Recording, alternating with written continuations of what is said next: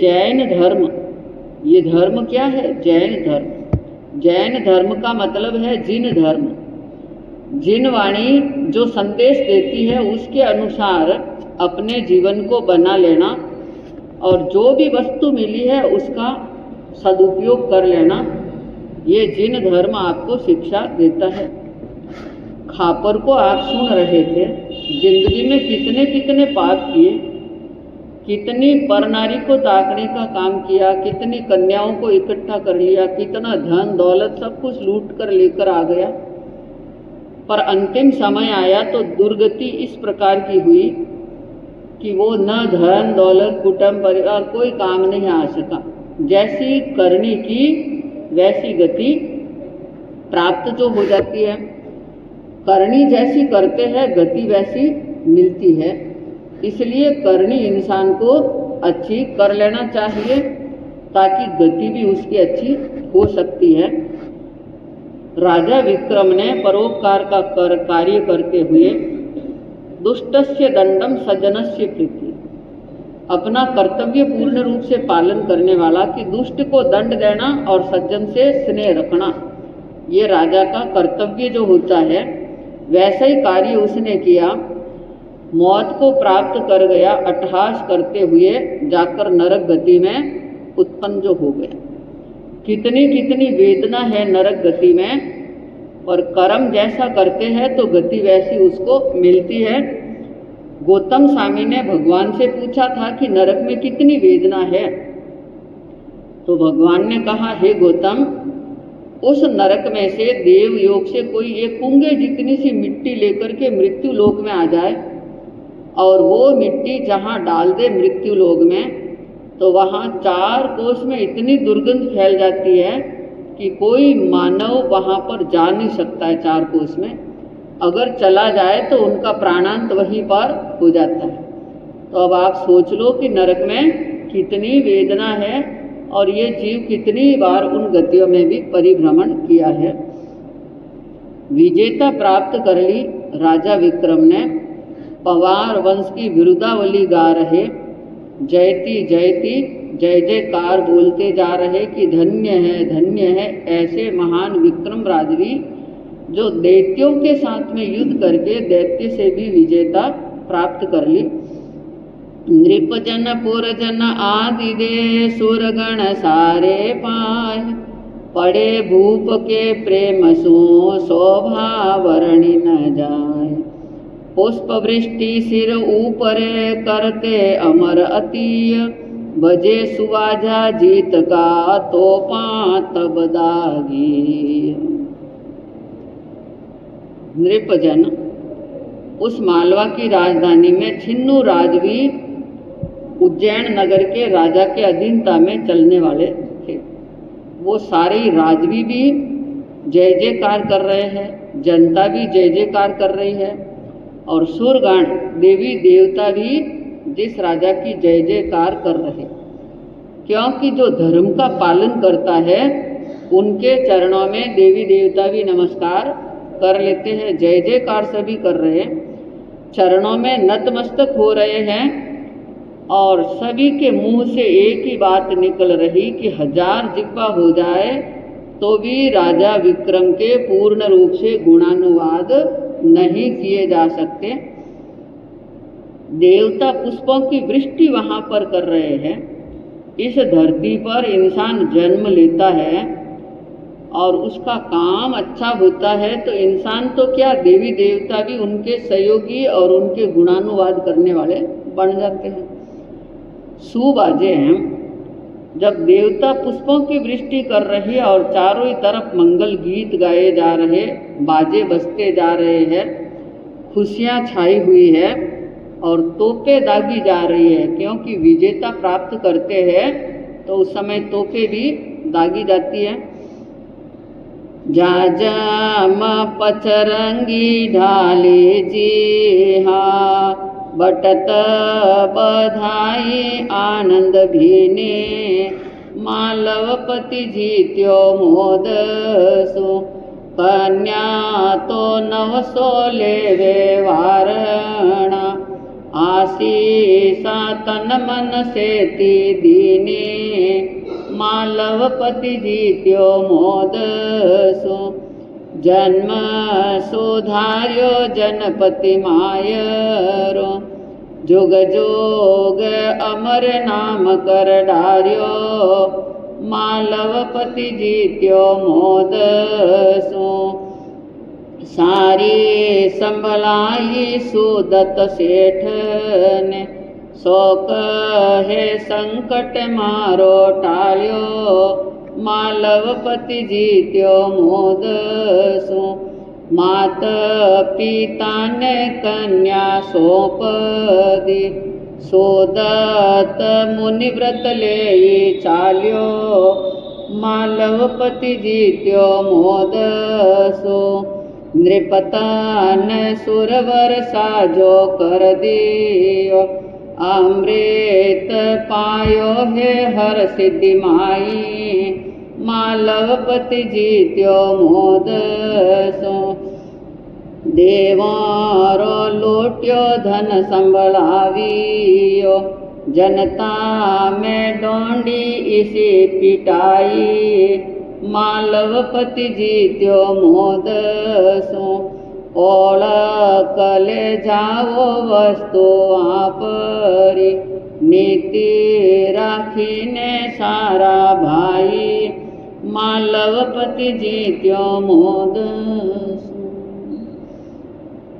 मालवाधिपति विजेता प्राप्त की और उज्जैन नगर के बाहर ही पचरंगी जाजम को ढाली गई।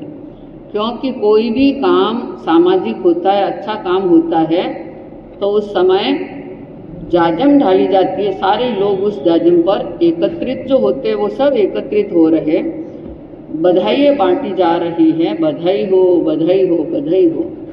काम उत्तम होता है तो सभी बधाइयाँ उनको दे सकते हैं। धन्य है मालवाधिपति, विजेता को प्राप्त कर लिए।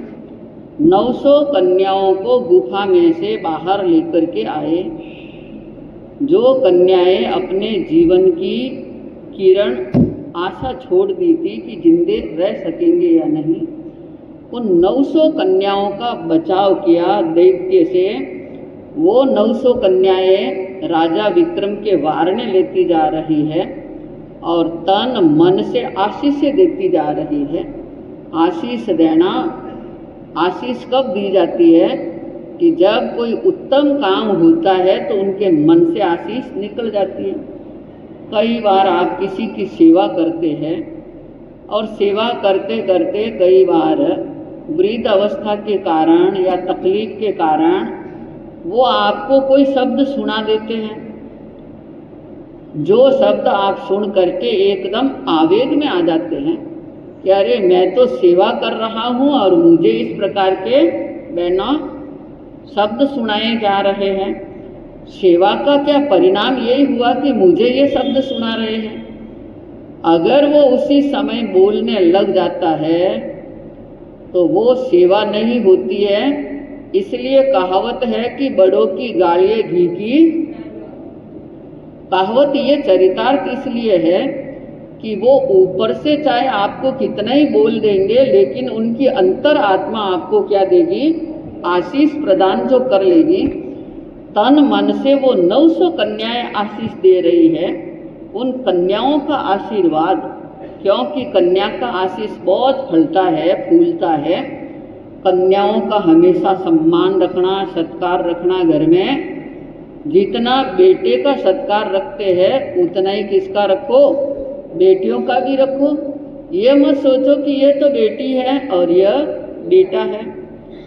अगर ऐसी दुर्भावना मन में रह गई तो वो इंसान एक इंसान नहीं, माता एक माता नहीं, सम्मानता का दर्जा मन में रहना चाहिए। 900 कन्याओं का तन मन से आशीर्वाद विक्रम के लिए निकल रहा है। हे मालवाधिपति, हे नाथ, आपने हमारे जन्म को सुधार दिया है। जो जीवन की आशा नहीं थी, जीवन दान आपने दे दिया, हमारा जन्म सुधार दिया। सत्यशील का हमारा बचाव आपने कर दिया है। क्योंकि राजा जो है, अगर जनता की कोई भी व्यक्ति उनके ऊपर कष्ट आता है तो उस समय राजा का कर्तव्य होता है कि उनकी रक्षा करना उनका फर्ज जो बनता है। अगर वो उस समय आंखें मूंद करके रह जाए तो वो राजा नहीं गिना जा सकता।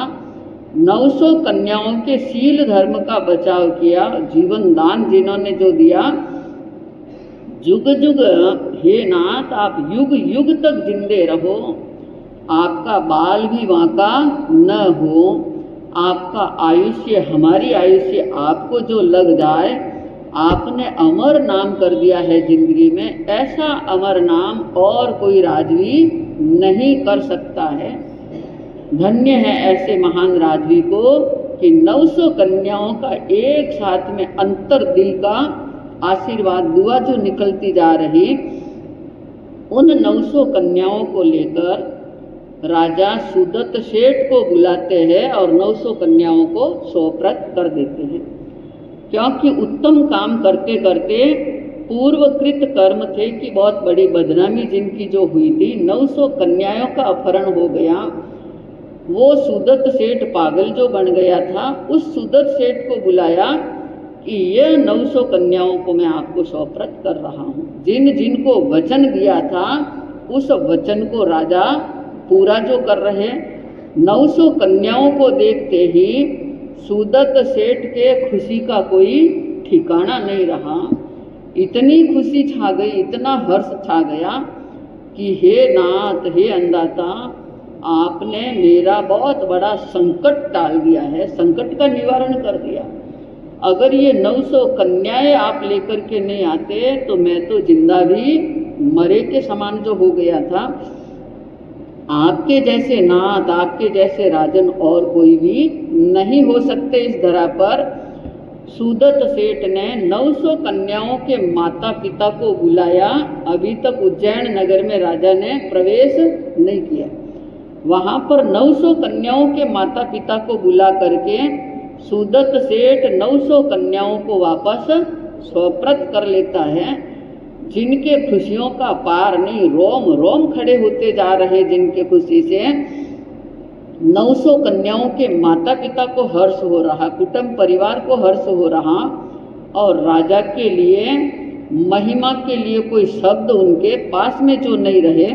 इतने महान राजवी सुदत्त सेठ ने फिर अपने जीवन का निर्णय किया कि इस सांस का कोई भरोसा नहीं हो सकता है। जिस सुदत्त सेठ ने उत्तम काम करने के लिए सोचा कि ये मैंने जितना धन कमाया है सारा सुकृत में खर्च कर दूं, उसके बाद में मैं संयम ग्रहण कर लूँगा।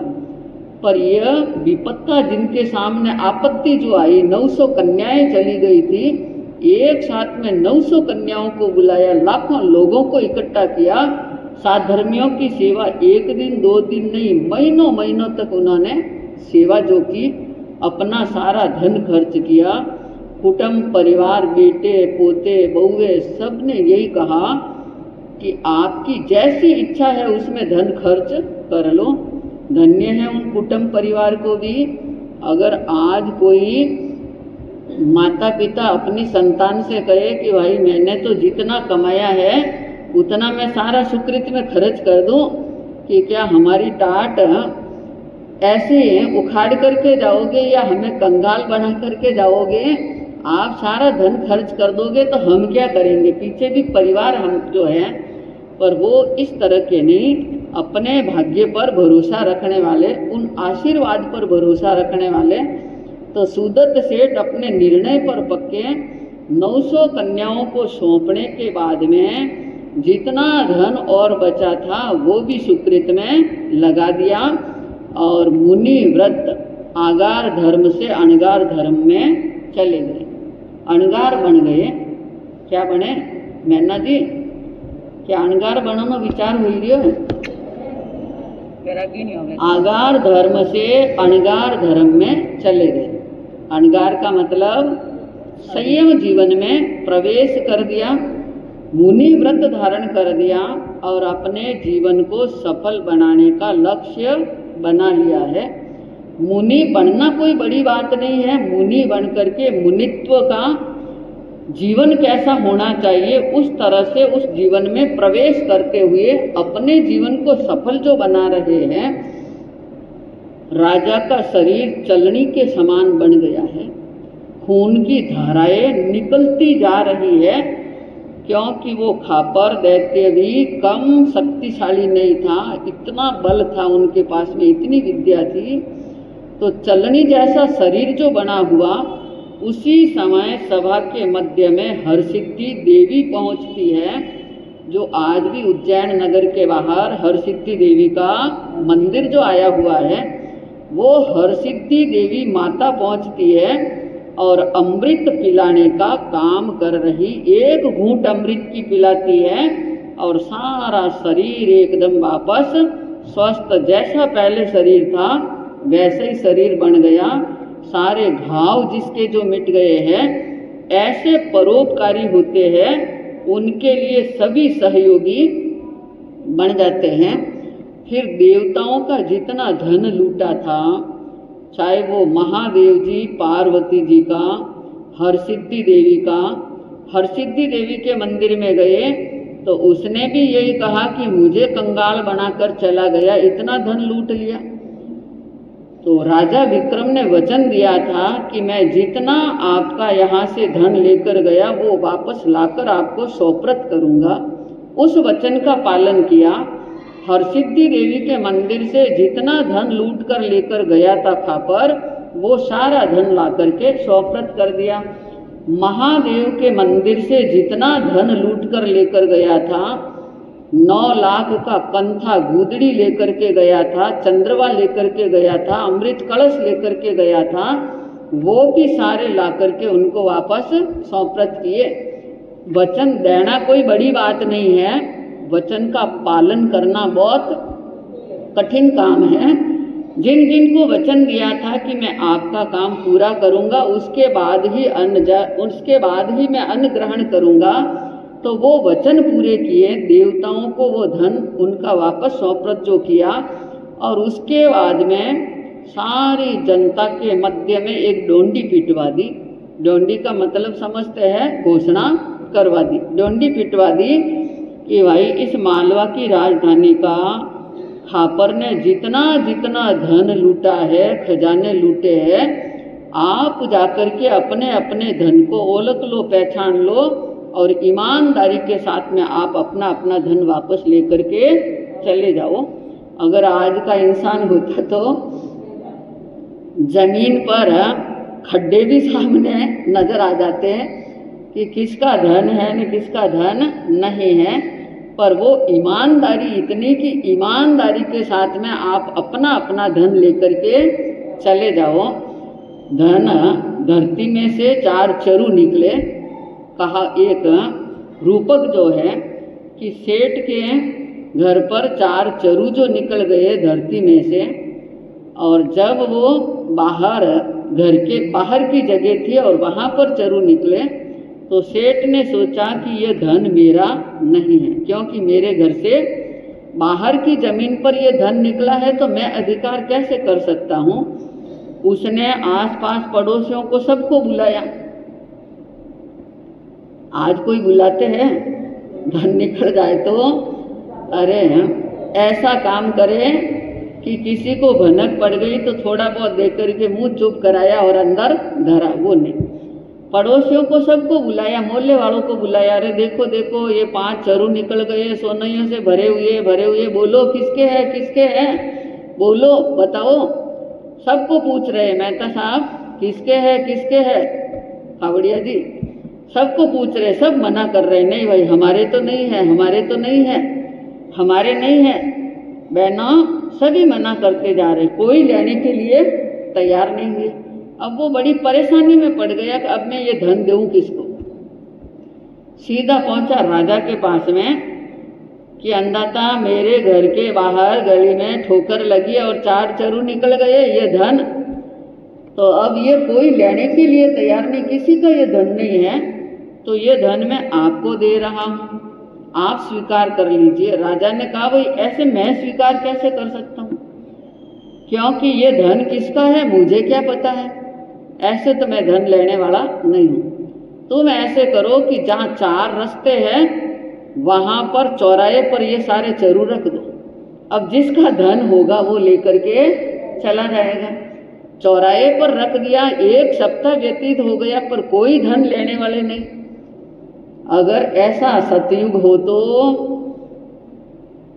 कोई धन लेने वाले नहीं, चौराहे की बात तो दूर रही, घर के बाहर भी कोई वस्तु भूल जाए या रास्ते में किसी की वस्तु गिर जाए तो कोई विरला ही होता है कि चाहे आपकी अंगूठी हो, चैन हो या पर्स हो, वो वापस आपको दे। कोई विरला ही दे सकता है, बाकी तो अता पता भी नहीं लग सकता। आखिर चौराहे से भी किसी ने धन नहीं लिया। फिर राजा के पास पहुंचा कि बोलो अंधाता, अब मैं क्या करूं उस धन का? कोई चौराहे पर भी नहीं लिया।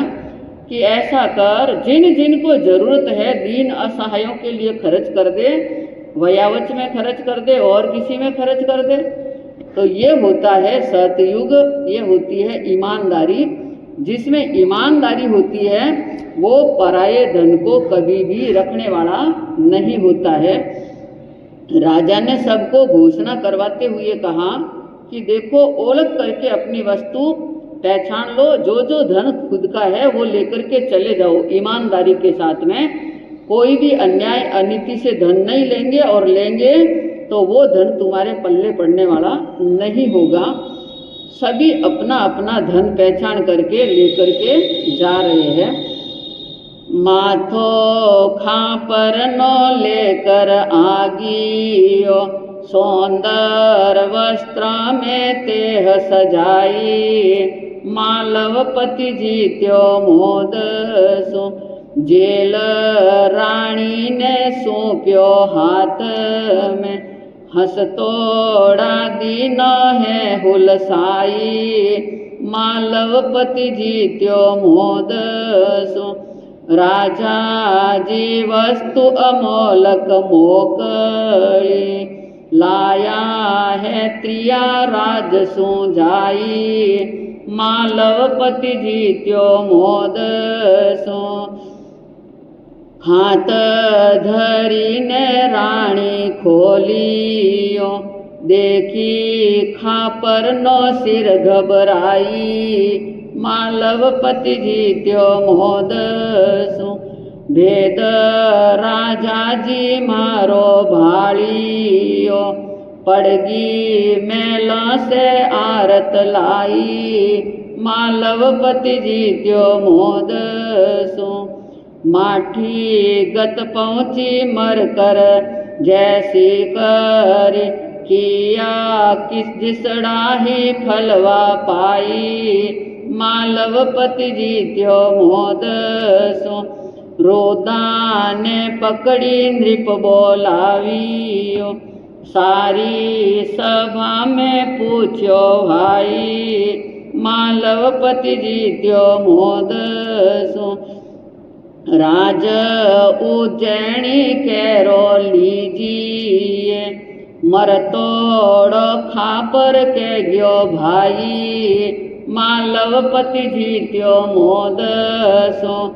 कोता लगाया उणरे काटना, मोवो फजीती भी जगमाई, मालवपति जीत्यो मोद सो, ढाल तो भाकी 340 में, राजा संभलावे एक एक ताई, मालवपति जीत्यो मोद सो, मालवपति जीत्यो मोद सो। फिर खापर का सिर जो है वो अच्छी तरह से साज सज्जा करते हुए श्रृंगार के एक संदूक में बंद कर दिया और आज्ञा को बुलाया कि जाओ जेल महारानी को कह देना कि स्त्रियों का राज देखने के लिए गए, वहाँ से बहुत बड़ा उपहार तुम्हारे लिए लेकर के आए हैं। जैसे ही महल में आज्ञा पहुँचा बैताल और वो संदूक सामने रख देते हैं कि राजन ने ये संदूक जो भेजी है, स्त्रियों का राज देखने के लिए गए थे, वहाँ से आपके लिए एक अमोलक बहुत बड़ी अमूल्य वस्तु लेकर के जो आए हैं। बड़ी खुशी के साथ में उस संदूक को खोलती है जैसे ही खोला तो देखा कि खापर का सिर उसमें है।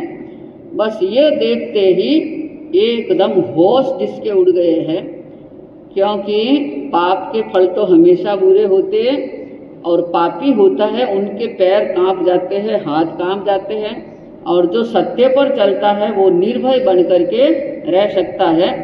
हाथ पैर कांप रहे हैं कि यह भेद राजा को पता चल गया है। अब जिंदा रहना बड़ा मुश्किल हो जाएगा, पता नहीं कौन सी मौत जो देंगे, कैसे मैं मुंह बताऊंगी। बस जैसा जो कर्म किया, विचार करते करते आर्त ध्यान करते हुए मैलों से सीधी नीचे गिरी और उसका प्राणांत हो गया। कर्म गति जैसी कि नरक गति में जाकर के उत्पन्न जो हो जाते हैं, जैसा किया वैसा फल मिल गया।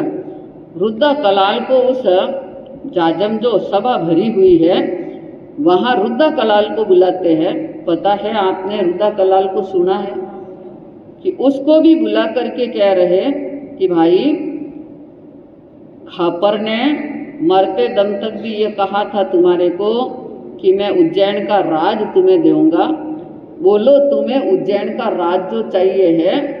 ये बात सुनते ही पैरों के नीचे से धरती खिसक गई उसके कि ये भेद राजा को कैसे पता चल गया। अब मैं जिंदा नहीं रह सकता हूँ, पता नहीं क्या दंड देंगे। जैसी करनी करी वैसा दंड, अंगों पांग पूर्ण हो, प्रकृति से भी सौम्य होना, भद्र होना, और चौथी बात सुन रहे थे कि लोकप्रिय होना। अब लोकप्रिय होने का मतलब था कि आपको अपनी एक पहचान होनी चाहिए, अच्छी होनी चाहिए। लोग जो हैं आपके सानिध्य में बैठने को आतुर होने चाहिए, आपसे सलाह मांगने को भी आतुर होने चाहिए। यानी कि लोग जो हैं वो आपकी इज्जत कर रहे हैं। आपने ऐसा कुछ किया हो, आप कुछ ऐसा करें कि अड़ोसी पड़ोसी आपको पहचानता। आपके गांव में अगर कोई अननोन अनजान व्यक्ति भी आता है, अगर आपका नाम लेकर पूछे, गांव के मुख्य द्वार पर पूछे कि ये फलां व्यक्ति का घर कहाँ है, तो आपने अगर अपने परिवार के लिए, अपने संघ समाज के लिए, अपने नगर के लिए कुछ दिया होगा। देना मतलब केवल धन की बात नहीं आती है। आपने तन से किसी का सहयोग किया होगा, तप तपा होगा, धर्म आराधन किया होगा, आप धर्म स्थान पर नित्य प्रति जाने वाले होंगे, आप दूसरों के कल्याण और मंगल की कामना करने वाले होंगे, तो आपकी एक छवि अलग प्रकार की बनी होती है। तो आपका नाम पूछते ही वो व्यक्ति आपके घर तक वो छोड़ने आएगा कि चलो मैं आपको बताता हूँ। और अगर आपने दुर्गुण ही दुर्गुण सेवन कर रखे हैं,